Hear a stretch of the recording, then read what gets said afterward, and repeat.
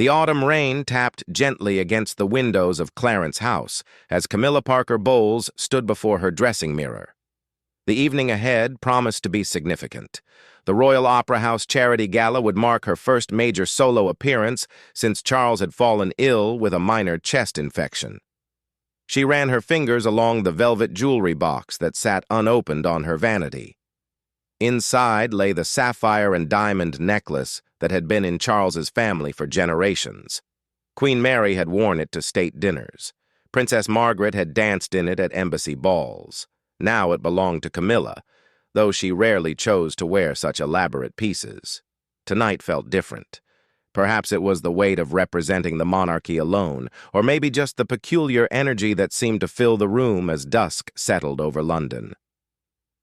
Margaret Whitfield, her longtime dresser, entered quietly with the burgundy evening gown they had selected earlier. Margaret had served various members of the royal household for 30 years, and very little surprised her anymore. She helped Camilla into the gown, adjusting the silk fabric with practiced hands. "The necklace tonight, Your Royal Highness?" Margaret asked, already knowing the answer from the way Camilla's eyes kept returning to the jewelry box. Camilla nodded and opened the case. The necklace caught the lamplight immediately, but something seemed different. The sapphires appeared deeper, more vibrant than she remembered. The diamonds surrounding them sparkled with unusual intensity. She lifted it carefully and Margaret clasped it around her neck. The moment the clasp clicked shut, both women noticed it. The necklace wasn't just reflecting light. It seemed to generate its own subtle glow, particularly from the large central sapphire. Camilla touched it gently, feeling an unexpected warmth against her skin. "Margaret, do you see?" she began.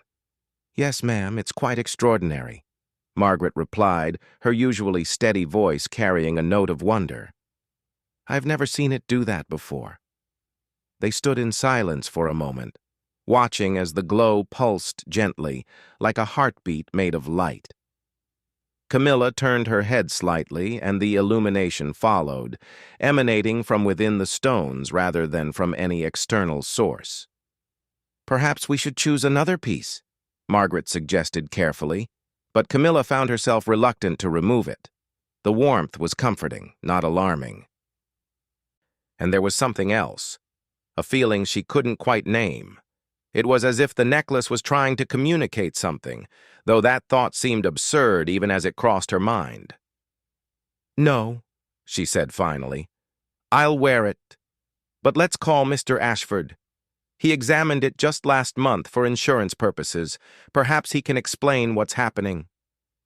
Gerald Ashford of Ashford & Sons, jewelers to the crown, arrived within the hour. The elderly man had serviced royal jewelry for 5 decades. His hands, though aged, were still steady as he examined the necklace through his jeweler's loupe, while Camilla remained seated at her vanity. "Extraordinary," he murmured, adjusting his spectacles. "Simply extraordinary." "But what's causing it?" Camilla asked. "You've seen this piece many times before." Ashford straightened slowly, his face a mixture of confusion and something that looked almost like fear. "Your Royal Highness, in all my years, I've never encountered anything like this. The stones are genuine, unchanged from my last examination. There's no phosphorescent coating, no hidden electronics, nothing that should produce this effect." He pulled out a small device from his case and held it near the necklace. "No radiation, no electrical current. By all measurable standards, this is the same necklace I've inspected dozens of times. Yet it glows," Camilla finished. "Indeed. I'm afraid I have no explanation to offer." The car journey to the Royal Opera House passed in contemplative silence. Camilla's protection officer, James Morrison, kept glancing at her in the rearview mirror. Even in the darkness of the car, the necklace's glow was visible, casting soft blue shadows across the leather interior. As they approached Covent Garden, crowds had already gathered behind barriers, waiting to catch a glimpse of the royal arrival. Photographers jostled for position, their cameras ready. Camilla took a deep breath, her hand instinctively moving to touch the warm stones at her throat. The car door opened, and immediately the crowd's reaction told her that everyone could see what she saw. Gasps rippled through the gathering. Camera flashes exploded in rapid succession, but they couldn't diminish the necklace's own luminescence. If anything, it seemed to grow brighter in response to the attention. "Your Royal Highness, your necklace," a reporter called out. "Can you tell us about it?" Camilla smiled graciously, but continued walking. What could she possibly say? That she had no idea why a 150-year-old necklace had suddenly decided to glow? That the court jeweler was as baffled as everyone else? Inside the opera house, the reaction was more subdued but no less noticeable. Guests tried not to stare openly, but conversations stopped mid-sentence as she passed. The Duke of Westminster approached her during the champagne reception, his eyes fixed on the necklace. "Camilla, my dear, that's quite the statement piece," he said carefully. "Some new technology?" "Something like that," she replied vaguely, grateful when the bell rang to signal the start of the performance. In the royal box, she found temporary refuge from curious eyes. But as the lights dimmed and the orchestra began to play, she became aware that her necklace was creating its own gentle illumination in the darkness. The patrons in nearby boxes kept glancing her way, distracted from the performance on stage. During the intermission, her phone vibrated discreetly. A message from Charles. "Seeing reports about your jewelry, are you all right? What's happening?" She typed back quickly. "I'm fine. Can't explain. We'll call later." More messages followed. From Anne, from Edward, from palace staff. News was traveling fast. Photos were already circulating on social media, with speculation running wild. Some suggested it was a publicity stunt, others wondered about new technology, and a few ventured into more mystical explanations. Lady Sarah Cartwright, an old friend, approached during the second intermission. "Camilla, I have to ask. My grandmother used to tell stories about royal jewels with special properties. She said some pieces chose their wearers, that they responded to certain people at certain times. I always thought it was nonsense, but seeing this..." Camilla felt a chill despite the necklace's warmth. "What kind of stories?" "Oh, various things. Gems that glowed to warn of danger or to mark important moments. She said Queen Victoria had a ring that would grow warm when she needed to pay special attention to someone. All fairy tales, I assumed. But what if they weren't? Camilla thought about all the times she'd worn this necklace before without incident. Why now? What had changed? The final act of the opera seemed to last forever. Camilla found herself touching the necklace repeatedly, each time surprised by its persistent warmth and glow. It wasn't fading. If anything, it seemed to be growing stronger as the evening progressed. When the performance finally ended, she made her excuses and left quickly, forgoing the planned post-opera reception. In the car, James Morrison finally spoke. "Ma'am, headquarters is asking about security protocols. They're concerned about the attention the necklace is drawing." "What would you have me do, James? Take it off and stuff it in my handbag?" "Of course not, ma'am, but perhaps we should have it examined more thoroughly. There could be security implications we haven't considered." Back at Clarence House, Margaret was waiting. She helped Camilla out of her gown, both women silent as they observed the necklace's continued luminescence. When Margaret reached to unclasp it, something unexpected happened. The glow intensified dramatically, and both women heard it. A sound like distant chiming, musical and ethereal. Margaret's hands froze. "Did you hear that?" Camilla whispered. Margaret nodded, her eyes wide. "It doesn't want to be removed." They tried again, more gently this time. The chiming grew louder, more insistent. The central sapphire pulsed with light, so bright they had to look away. "Leave it," Camilla decided. "Just leave it for now." That night, She lay in bed with the necklace still around her neck, its glow dimmed to a soft luminescence that didn't disturb her sleep. She thought about calling Charles, but what would she say? How could she explain something that defied explanation? As she drifted toward sleep, she could have sworn she heard that chiming again, softer now, almost like a lullaby. And in the moments before unconsciousness took her, she felt certain that the necklace was indeed trying to tell her something.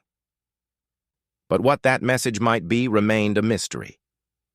Outside, London slept on, unaware that in Clarence House, a piece of royal history had awakened to purposes unknown, choosing this particular woman at this particular moment for reasons that would soon shake the very foundations of what everyone thought they knew about the crown jewels and their ancient secrets. Morning arrived with a flurry of activity at Clarence House. The newspapers were filled with photographs of Camilla and her glowing necklace. Headlines ranged from the sensational to the skeptical. Royal mystery lights up Opera House, declared the Times, while tabloids suggested everything from alien technology to secret messages from beyond. Camilla sat at her breakfast table, the necklace still around her neck. She had slept surprisingly well, despite its continuous glow. In daylight, the luminescence was less dramatic but still clearly visible, like captured starlight within the stones. Her private secretary, Timothy Hartwell, entered with a stack of messages and a concerned expression. "Ma'am, the Palace Press Office has received over 300 inquiries about the necklace. They're asking for guidance on how to respond." "Tell them the truth," Camilla said simply. "We don't know." Timothy shifted uncomfortably. "With respect, ma'am, that's not typically how the palace handles unexplained phenomena." Before she could respond, Margaret appeared at the doorway. "Your Royal Highness, there's someone here to see you. She says it's about the necklace. She's quite insistent."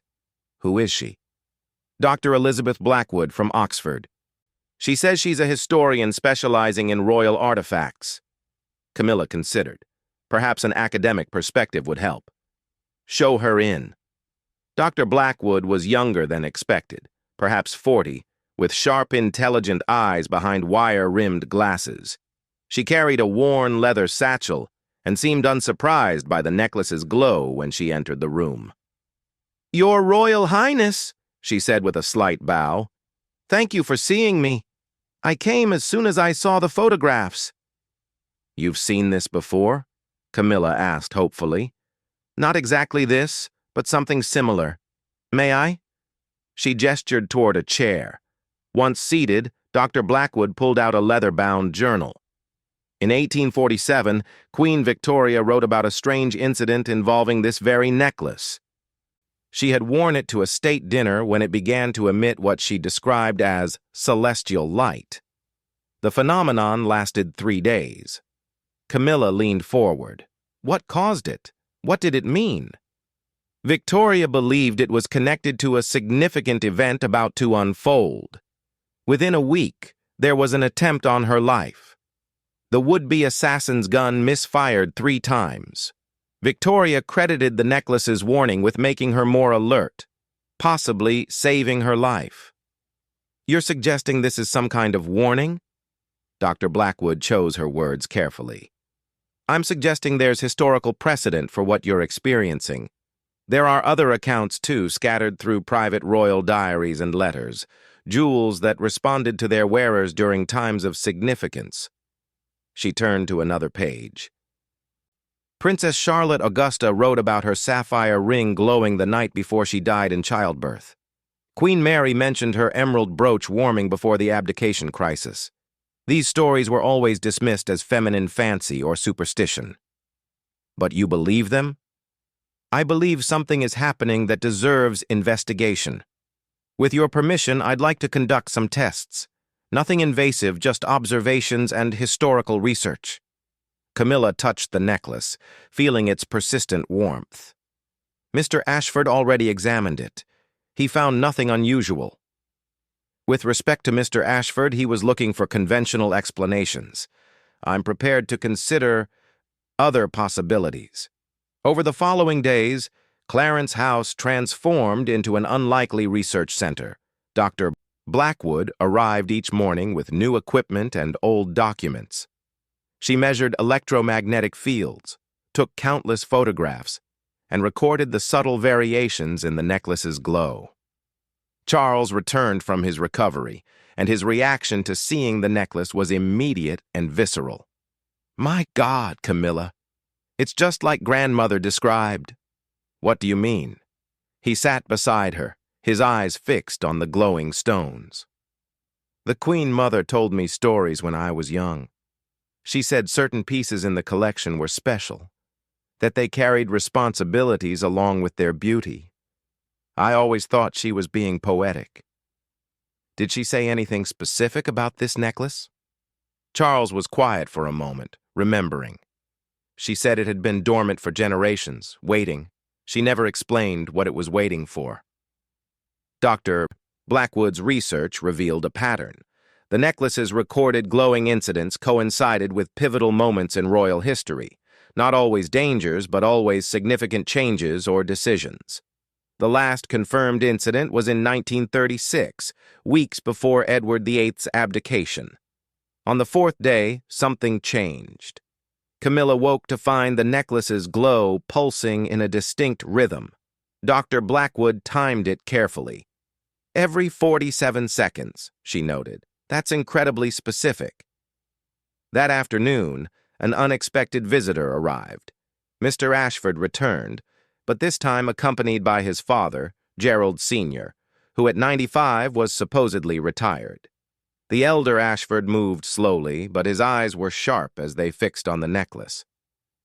"I hoped I'd never see this day," he said quietly. Everyone in the room turned to stare at him. "Father?" Gerald Jr. looked confused. "You've seen this before?" The old man nodded slowly. "Once, December 1936. I was just an apprentice, but I was there when they brought the necklace in for cleaning. It glowed just like this.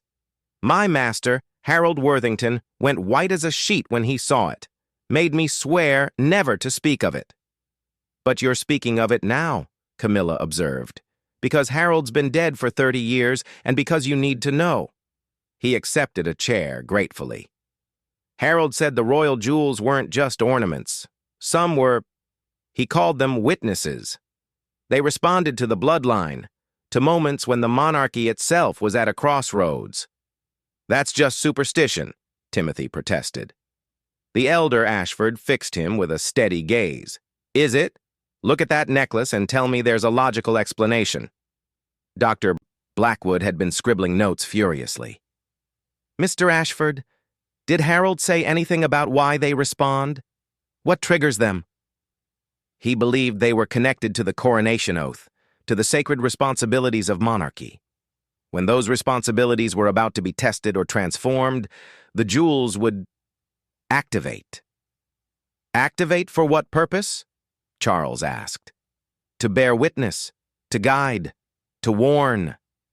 Harold wasn't entirely sure. He just said they were older than anyone knew, and their purposes were their own. That evening, Camilla attended a private dinner with close friends. She had considered wearing a different necklace, but found that when she tried to remove it, the chiming sound returned, more insistent than before. So she wore it openly, dealing with the stares and whispered conversations as best she could. During the dinner, Lord Pemberton, an old family friend, pulled her aside. "Camilla, there's something you should know. There's been talk in Parliament. Some members are concerned about the unusual situation. Questions are being raised about whether this reflects on the dignity of the crown." "They're concerned about a glowing necklace?" "They're concerned about the unexplained, about what it might mean. There are already conspiracy theories circulating, some rather wild speculation about everything from supernatural possession to alien intervention." Camilla almost laughed, but the serious expression on his face stopped her. "Surely people don't actually believe such things." "In uncertain times, people believe all sorts of things." And these are uncertain times indeed. When she returned home, Dr. Blackwood was waiting with urgent news. Your Royal Highness, I found something significant. The 47-second pulse pattern, it matches something else. She spread out a chart on the table. These are seismic readings from the British Geological Survey. Every 47 seconds, there's a micro-tremor emanating from directly beneath Westminster Abbey. The Abbey? Charles had joined them, looking concerned. What kind of tremor? Nothing dangerous, barely detectable. It started the same night the necklace began glowing. The correlation is unmistakable. Camilla felt the weight of the necklace against her chest, its warmth now familiar but no less mysterious. What's beneath the Abbey that could cause such a thing? Besides the obvious royal tombs, legend speaks of older things, foundations that predate the Norman Church. Some say there are chambers that have been sealed for centuries. Legends and stories, Timothy said dismissively. We're allowing ourselves to be caught up in fantasy. But even as he spoke, the necklace pulsed brighter, and they all heard it clearly this time. That crystalline chiming, like bells made of starlight. And in that moment, everyone in the room felt it. The distinct sensation that something ancient was awakening, that wheels set in motion long ago were beginning to turn. Dr. Blackwood's instruments went wild, needles swinging frantically. The lights in Clarence House flickered, and then, as suddenly as it began, everything stilled, except the necklace. It continued its steady glow, its 47-second pulse, its warm presence against Camilla's skin. I think, Charles said quietly, we need to visit the Abbey. Outside, London continued its evening routines, unaware that beneath its streets, in chambers sealed since before memory, something stirred in response to a call issued by jewels that remembered purposes older than the kingdom they adorned. The next morning brought a development none of them had anticipated. Margaret entered Camilla's room with the morning tea to find her employer standing at the window, tears streaming down her face. The necklace was glowing brighter than ever before, pulsing rapidly. Ma'am, what's wrong? Camilla turned and Margaret gasped.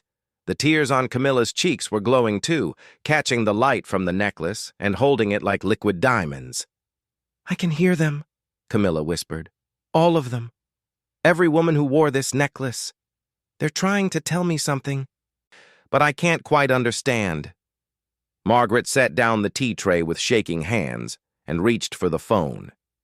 This had gone beyond mysterious into something that felt dangerous. But as she lifted the receiver, Camilla stopped her.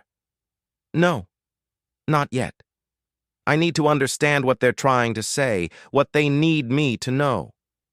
She closed her eyes, one hand on the necklace, and listened to voices that echoed across centuries, carrying a message that would soon demand not just understanding, but action.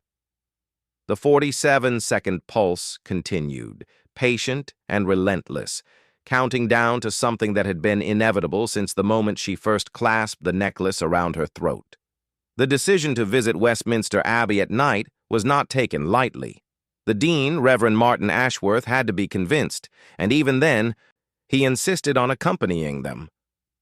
The small group that gathered at the Abbey's ancient doors just after midnight included Camilla, Charles, Dr. Blackwood, and 2 trusted security officers. This is highly irregular, the dean muttered as he unlocked the massive doors. In my 30 years here, I've never had such a request. Irregular times call for irregular measures, Charles replied diplomatically. As they entered the Abbey, the necklace's glow intensified dramatically. The ancient stones seemed to respond, and Camilla could have sworn she saw answering glimmers in the darkness above. The pulse is stronger here, Dr. Blackwood whispered, checking her instruments. The correlation with the microtremors is perfect. Whatever's causing them, we're directly above it. They moved through the nave. their footsteps echoing in the vast space. The necklace grew warmer against Camilla's throat, its light casting dancing shadows among the tombs of kings and queens. "There," Camilla said suddenly, surprising herself. She was pointing toward a section of floor near the confessor's chapel. "It's coming from there." The dean frowned. "That's impossible. That section has been sealed since the 14th century. There's nothing beneath but foundation stones." But Dr. Blackwood was already kneeling, running her hands along the floor. "There are seams here. Old ones, but definitely seams. This isn't solid stone." The necklace pulsed urgently now, its 47-second rhythm accelerating. The chiming sound filled the air, no longer subtle but clear and commanding. And then, without warning, the floor began to glow in response. Lines of light appeared in the stone, tracing a pattern that looked almost like a door. The dean stepped back in shock. "This isn't possible. I know every inch of this abbey."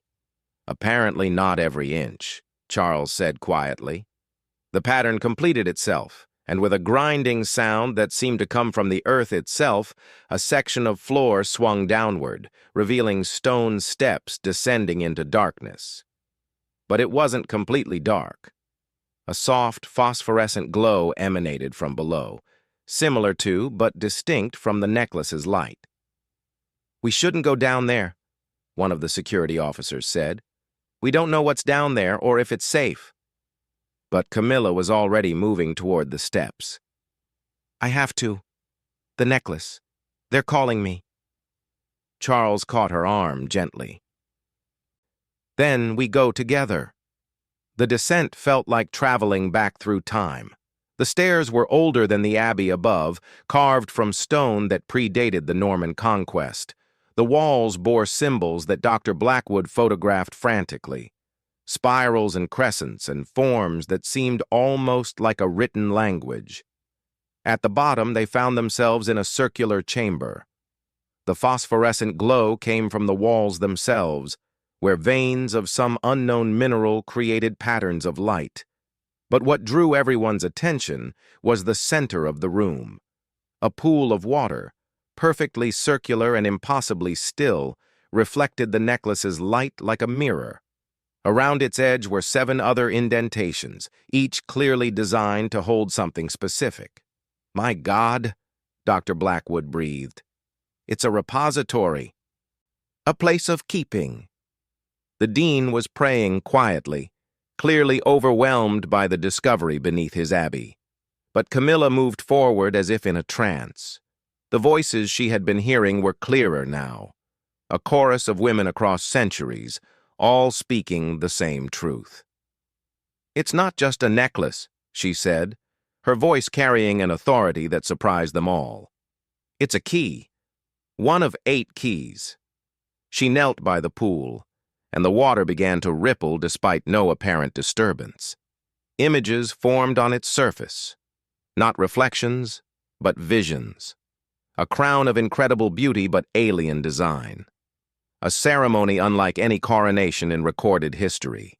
Women in glowing jewels standing in a circle, their pieces resonating in harmony. "The true coronation," Camilla whispered. "The one that binds the monarch not to the state, but to the land itself. To Britain's deepest roots." Charles knelt beside her. "What are you saying?" "Don't you see? The public coronations, the ones in history books. They're ceremonies of state. But there's an older compact, one made before Christianity came to these shores, before the Romans, before written history, a promise between the crown and the very spirit of the land." Dr. Blackwood was recording everything, her academic excitement palpable. The legends were true, the sovereignty of the land personified, requiring acknowledgement from each true ruler. "But why now?" Charles asked. "Why is this happening now?" The visions in the pool shifted, showing modern Britain but overlaid with something else, lines of energy crossing the landscape, pulsing with life but growing dim in places, fractured in others. Because the land is wounded, Camilla said, understanding flooding through her. The old compact has been forgotten for too long. The ceremonies maintained, but their meaning lost. The land is calling for renewal. The necklace pulsed urgently, and suddenly Camilla understood what it wanted. She reached up and unclasped it. This time it came away easily, and held it over one of the indentations around the pool. The fit was perfect. The moment the necklace touched its designated place, the chamber filled with harmonious sound. Not the solitary chiming from before, but a complex melody that seemed to come from the earth itself. The pool's water began to glow more brightly. "The others," Camilla said. "We need the other 7 pieces. They're all in the collection, aren't they? The emerald brooch, the ruby circlet, the pearl earrings." She listed them, knowing without understanding how she knew. Each piece that had shown mysterious properties over the centuries, dismissed as legend or superstition. "What happens if we reunite them?" the dean asked, his theological certainty shaken by what he was witnessing. "The compact can be renewed. The connection between crown and land restored." Camilla looked at Charles. "But it has to be done willingly.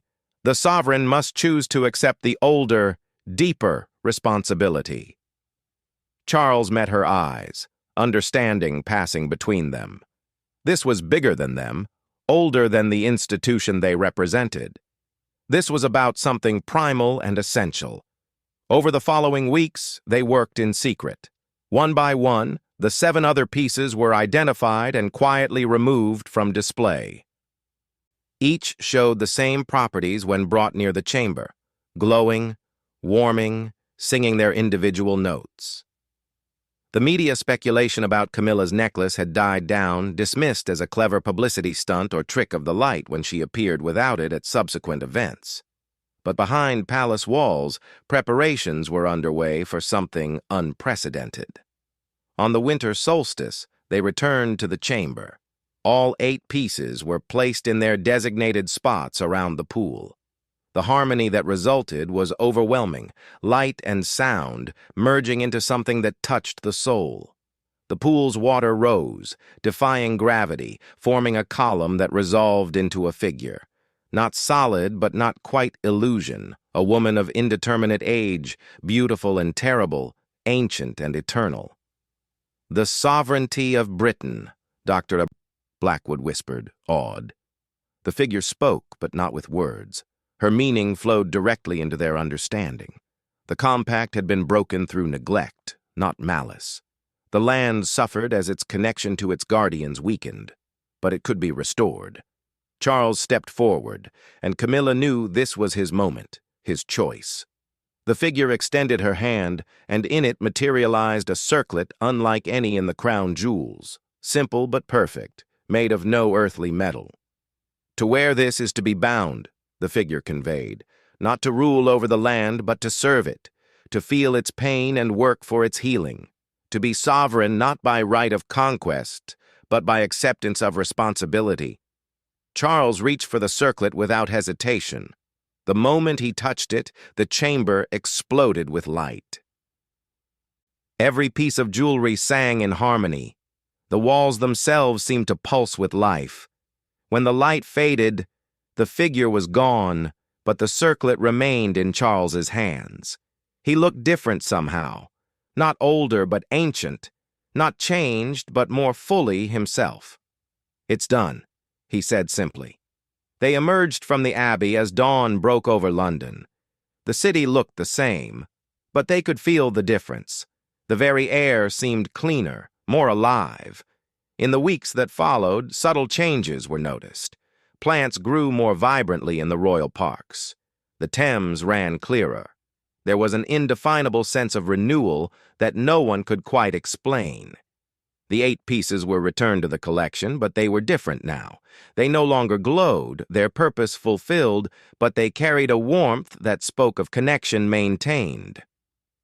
Camilla wore the sapphire necklace to the next state banquet.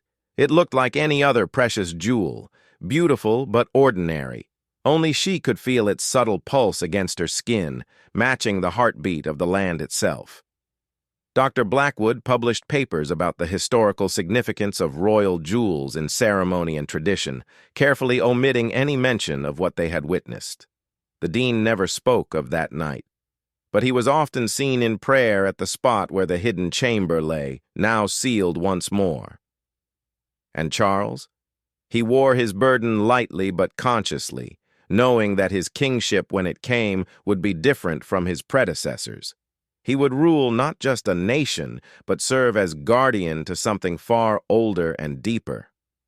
Months later, at a quiet dinner at Clarence House, Camilla asked him if he regretted that night, regretted accepting the ancient responsibility.